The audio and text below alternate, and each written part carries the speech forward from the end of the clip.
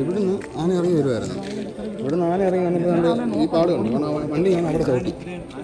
അവിടെ ചവിട്ടി ഇവിടുന്ന് ഇറങ്ങി വന്ന് കുത്തിയെടുത്ത് അങ്ങോട്ട് നേരെ ഇറങ്ങി വന്ന് കുത്തി അങ്ങ് എടുത്ത് എറിയുമായിരുന്നു. രണ്ടാലെ അലച്ചു വന്ന് ഇങ്ങനെ വന്ന് ഇവിടെ ഇറങ്ങി വന്നതിന്റെ ആഘാതത്തിൽ വന്ന അളിയും കുത്തി.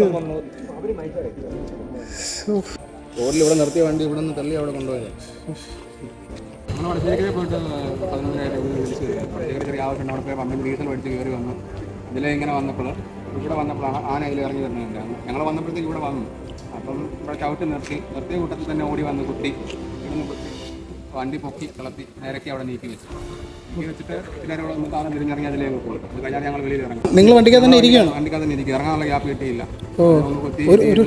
ഒരു തുള്ളിയും കൂടെ മാറിയായിരുന്ന കുഴി പോയി. അത് പിന്നെ രണ്ടാമത് വരാൻ നോക്കി, നീക്കാൻ നോക്കി. അന്നേരത്തേക്ക് തിരിഞ്ഞങ്ങ് പോയി. എൻ്റെ കൈ ഹോണിൽ വന്ന് കൊണ്ടായിരുന്നു.